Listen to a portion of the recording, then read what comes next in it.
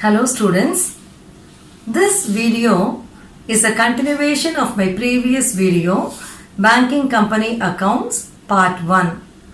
To have a better understanding of this video, kindly watch my previous video for which I'll give you the link in the description. In my previous video, I have clearly explained the theoretical concepts relating to banking company accounts and the format of the profit and loss account. Today, I'll be explaining the contents of the various schedules of the P&L account of banking companies, and I will be working out a simple problem involving the preparation of the profit and loss account of banking companies. Let me proceed further now. Before I proceed with the contents of the various schedules of the P&L account, let us have a quick look at the format of the profit and loss account of the banking companies.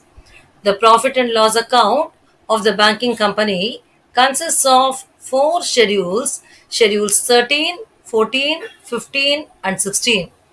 Of the four schedules, two schedules are income schedules, namely Schedule 13 for interest earned and Schedule 14 for other income, and then two schedules are expenditure schedules, namely Schedule 15 for interest expended and Schedule 16 for operating expenses.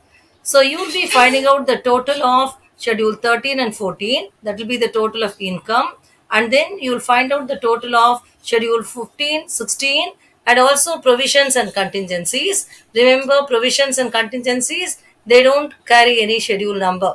Okay, so total 1 will be the total of income and total 2 will be the total of expenditure. Now, third heading is for profit or loss. Under profit or loss, we'll be finding out the net profit or loss for the year, which is nothing but 1 minus 2. So what is 1 minus 2? 1 minus 2 is the total of income, which is 1, and the total of expenditure, which is 2. Okay, so that will give you net profit. After which, if there is any profit or loss of the previous year given in the problem, that should be brought forward and that will be entered here, and you will be arriving at the total. So this will be the total of total 3. Okay. After this, proceed with number 4, appropriations. Under appropriations, first you will have to transfer to statutory reserve. So I have already told in my previous video that the statutory reserve is to be created at 25%. 25% of the net profit. Okay, that will be statutory reserve. So you have to find out how much is the net profit, and out of that you have to calculate 25%. Then you will be transferring to any other reserve if it is given in the problem. If transfer to other reserve is given in the problem, so you'll be making that transfer also. Then if there is an item called as transfer to government or proposed dividend, that again will be mentioned here. Okay, so all this will come under appropriations. Again, you'll arrive at the total. Always remember the total which you get under 3, that is here.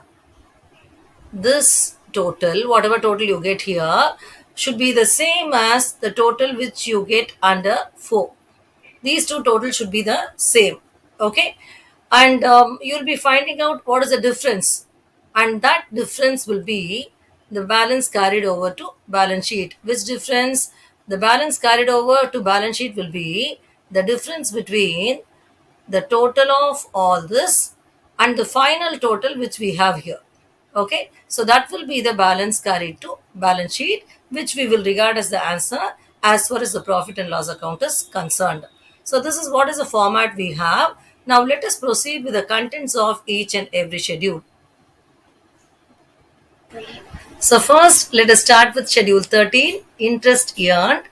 So you have to remember that in banking companies, we have certain interests which are in the form of incomes and certain interests which are in the form of expenditure.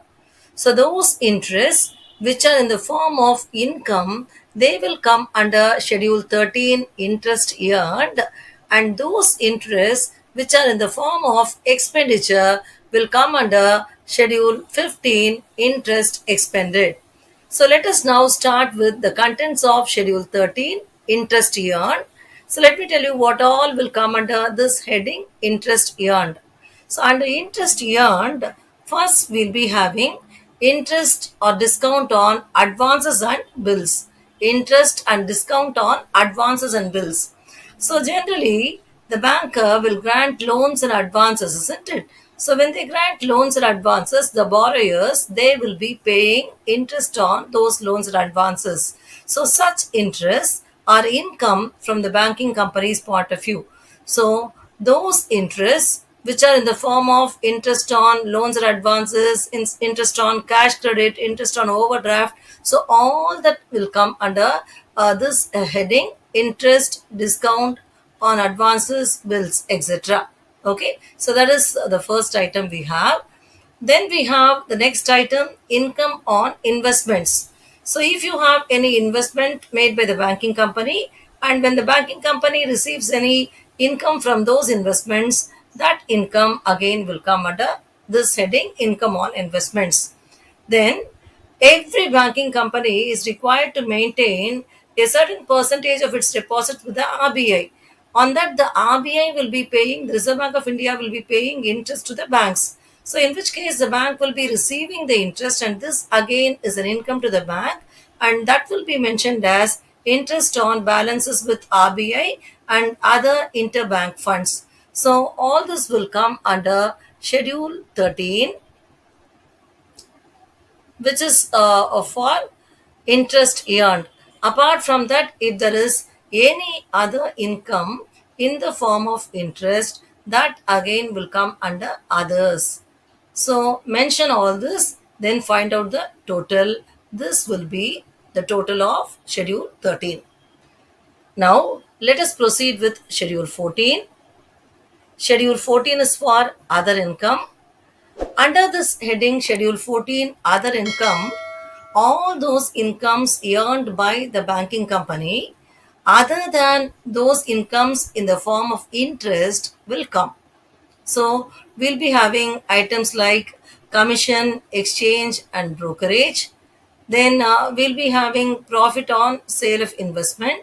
And remember, in case if there is any loss on sale of investment, the loss will have to be deducted. Okay, so that's what I mentioned. Less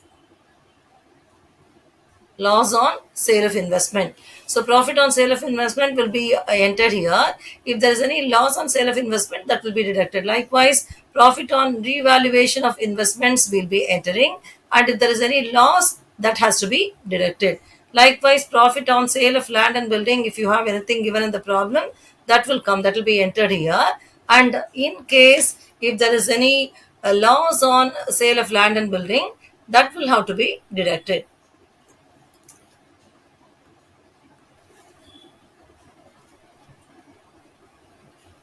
So loss will be deducted. Then if there is any profit on exchange transactions, you'll be mentioning the profit on exchange transactions. And if there is any loss on any exchange, the loss will have to be deducted. So after doing all this, you'll be seeing whether there is any income earned by way of dividends, etc. If any such income is given in the problem, that again will come under this schedule, that is Schedule 14. And then if you have any miscellaneous income, that also will come. So all these items will appear under the heading Schedule 14, Other Income. As I told you already, under Schedule 14, Other Income, those incomes other than that in the form of interest will come. Okay. And you have to remember that it's not that all these items will definitely come in all the problems.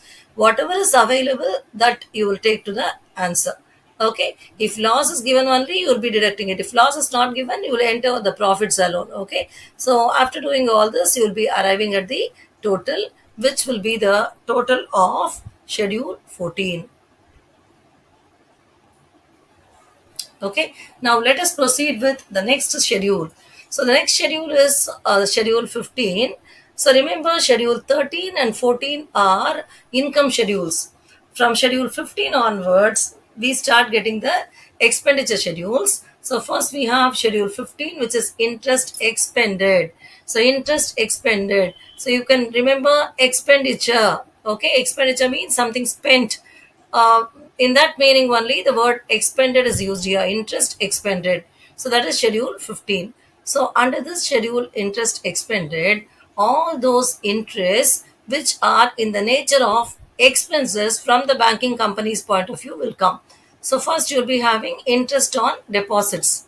As you know, when the deposit accounts are opened with a banking company like savings deposit, fixed deposit, recurring deposit, and all that, on these deposits, the banker will be paying interest to the customers. So, from the banker's point of view, the interest on all these deposits are expenses. So, that is why it comes as interest on deposits. Then, if there is any borrowing from RBI or any interbank borrowing, on those borrowings, the bank will be paying interest. The bank will pay interest. So, again, it is an expenditure. And after this, in case if there is any other interest in the form of expenditure, that will come under the category others. So, after entering all this, you will be finding out the total, and that total will represent the total of schedule 15 interest expended. Then the next schedule we have is operating expenses, that is schedule 16. So you have so many items under this heading, schedule 16 operating expenses. You have payment to and provisions for employees, you have printing and stationery, you have advertising and publicity, depreciation on bank's property, directors fees and fees, allowances and expenses, auditors fees, allowances and expenses, law charges, after which you have postage, telegrams, telephones, etc., repairs and maintenance. Then we have insurance, then we have other expenditure. All these are there. It's not that all these items will definitely come in all the problems. Whatever expenditure is available, which are incurred in the day-to-day operations of the business, as mentioned in the problem, all those expenses you'll have to mention here. So don't worry how to memorize all these items. I'll just give you a simple tip.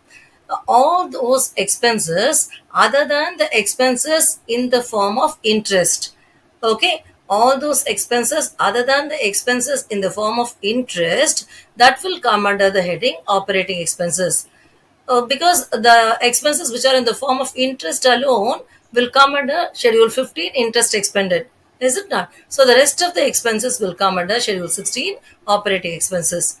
So enter all those items and arrive at the total. So that will be the total of which schedule? It will be the total of schedule 16, which stands for operating expenses. So we have four schedules involved in the profit and loss account. As I told you already, we have two schedules which are income schedules. Schedule 13 interest earned and schedule 14 other income. And we have two schedules which are expenditure schedules. Schedule 15 interest expended and schedule 16 operating expenses. Okay. I hope you are clear with the contents of the various schedules. Now, let us proceed with a simple problem. Let me read the problem now. Prepare the profit and loss account for the year ended 31/3/2019 of Kasinathan Bank Limited from the following particulars: rupees in thousands, interest on loans 250, interest on savings account 150, interest on cash credits 160, interest on fixed deposits 190, interest on overdrafts 50, interest on interest on overdrafts 50, amount charged against current accounts 20, rebate on bills discounted 19, salaries and allowances 120, discount 40, rent, insurance, etc. 5, dearness allowance 35, commission, brokerage and exchange 15, managing director's salary 15, contribution to provident fund 10. Remember, all these amounts are given in thousands. So that is why it is mentioned as rupees in thousands. The banking company will usually be dealing in lakhs and crores of rupees, is it not? So usually the amount will be given in thousands only.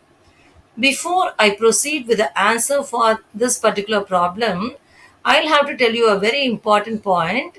We have an item here as rebate on bills discounted. Okay, you're given rebate on bills discounted. How much is that? Rebate on bills discounted is given as 19. Remember, this rebate on bills discounted is an item which is given to you in the main information itself, and this has to be taken as a closing rebate which is already adjusted. Okay, so you'll be considering this as a closing rebate which is adjusted already, and so this item rebate on bills discounted will not find a place anywhere in the profit and loss account. So we are not going to treat this particular item while preparing the P&L account. Bear that in mind. Okay, now let us proceed with the various schedules for preparing the profit and loss account. First, write as schedules relating to profit and loss account. So, first we have schedule 13, interest earned. So, under this schedule, interest earned, all those interests which are in the nature of income will come. So, first we have interest on loans 250. Remember, it is rupees in thousands. Okay, so write as rupees in thousands. So, interest on loan 250, interest on cash credit 160, interest on overdraft 50, and then discount again will come under this schedule. So discount 40. Okay, so all this will come under schedule 13. Now let us find out the total.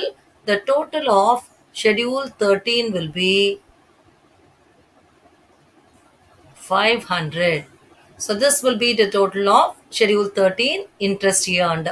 So I have already told you what all items will come under schedule 13 when I explain the format, isn't it? Of those items, whatever is available in this particular problem, we have entered here. Okay. So let us now proceed with the next schedule, that is schedule 14, other income.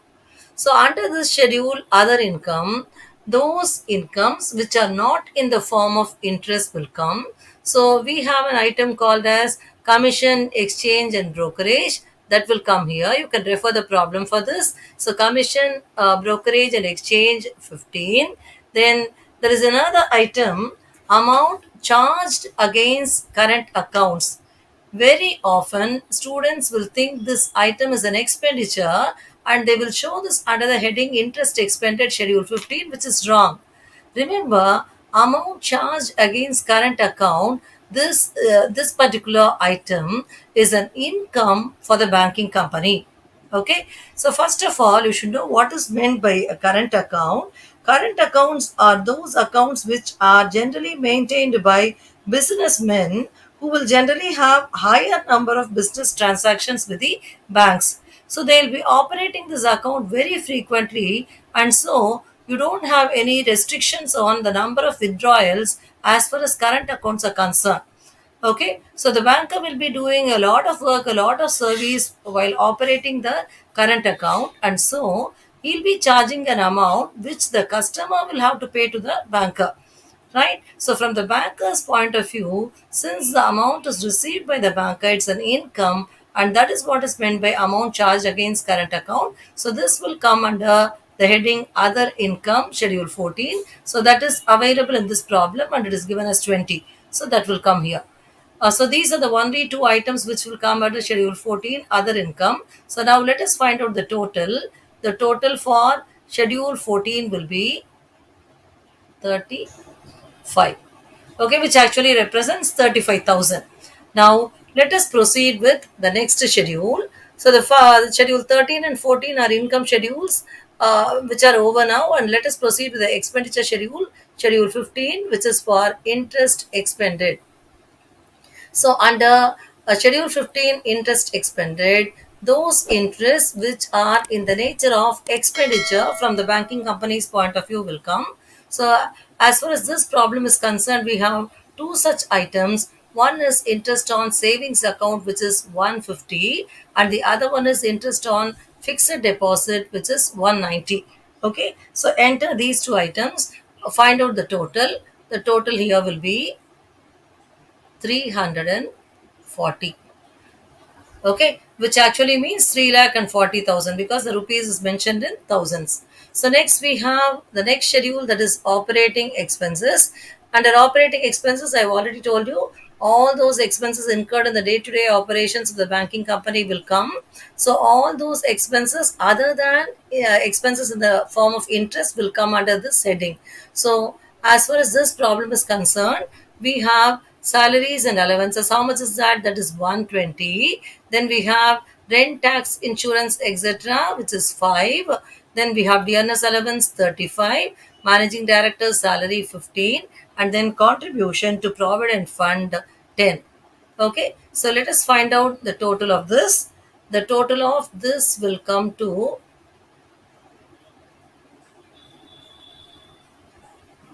185. So this is what is the total of Schedule 16 operating expenses. As I told you, this is a very simple problem. The only thing is you should be familiar with which item will come under which schedule. So all the four schedules relating to the P&L account we have completed now. So you can have a look at all that very quickly. So first we have Schedule 13 interest earned, which shows a total of 500. Then we have Schedule 14 other income, which shows a total of 35. Then we have the other two expenditure schedules, Schedule 15 interest expended, which shows a total of 340, and Schedule 16 operating expenses, which shows a total of 185. So with the help of these schedules, let us now proceed with the preparation of the profit and loss account. So you have to give the heading here. The name of the bank given to us in the problem is profit and loss account. The name of the bank given is Kasinathan Bank. So we'll be giving the heading as profit and loss account of Kasinathan Bank Limited for the year ending 31/3/2019. Okay, so you'll be having one particulars column, then you'll be having a small column for schedule number, then you'll be having a column for current year. So you'll have to mention rupees in thousands. In the format, you would have seen one column for previous year. We need not enter the previous year column while doing the answer. It's enough if you show the current year column alone. Okay, so now let us enter the information in the P&L account. I hope you'll be able to recollect the format of the P&L account. As per the format, first we'll have the heading income. Okay, under the heading income, we'll be entering Schedule 13 and 14. Schedule 13, we have already found it as 500. That's the amount. That's the total of Schedule 13 interest earned. And then the next schedule is other income, Schedule 14, which is 35, as we have calculated already. Now, let us find out the total of 1, which is the total of Schedule 13 plus 14. So, we will be getting a total of 5, 535. So it is 535. So what is the total of, what is this 535? This is total 1, which is nothing but the total of 13 plus 14. Okay, so this is about the total of income. Now let us proceed with the next heading, expenditure. Under expenditure, we have interest expended, which is schedule 15, that comes to 340 as per our calculation. Then we have the next schedule, operating expenses, schedule 16, that shows 185, which we have done already. Then as far as this particular problem is concerned, we don't have any provisions and contingencies. So write as provisions and contingencies and put nil. Now let us find out the total, which will be the total of expenditure. The total of expenditure here will be, we'll be arriving at a total of, let's find out what's the total we are getting. So we'll be having 5 to 5 again. So 525. This will be the total of expenditure, which is 15 plus 16. So here it is 15 plus 16. Hope you are clear with this. Okay. Now let us proceed with the next heading as per the format, that is profit or loss. So profit or loss will be a net profit. Under this heading, we'll be getting the net profit. which is nothing but 1 minus 2, that is income minus expenditure. So what is the amount of income which we found out? The total of income which we found out here is how much? It is 535. And the total of expenditure which we have found out is 525. So 535 minus 525, that will give us the net profit. Okay, so 535 minus 525 will be the net profit, so which will give us an amount of how much? 10. So let me enter 10 here. Okay, 10.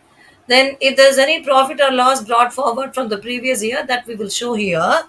As far as this problem is concerned, we don't have any profit or loss of the previous year, so just put nil there. So now let us enter the total for 3. The total for 3 is 10.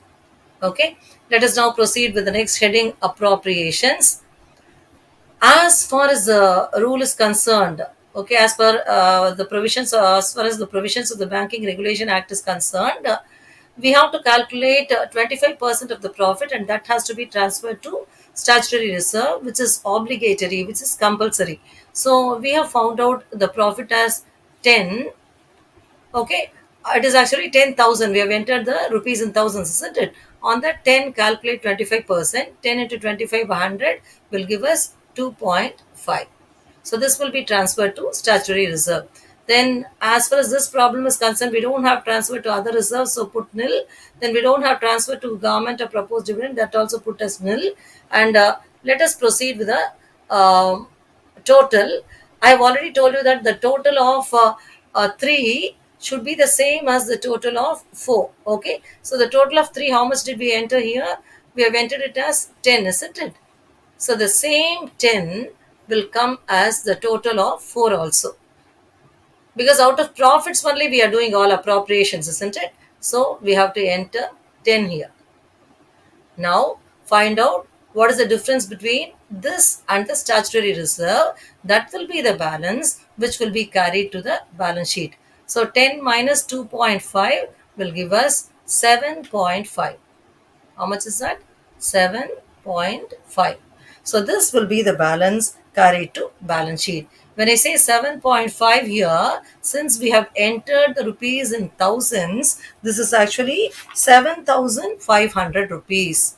So balance to be carried to the balance sheet is 7,500, and this will be the ultimate answer as far as the profit and loss account is concerned. Okay, so what all did we do here? So I'll just show everything again. So we have entered the income schedules 13, 14, wherein the total comes to 535.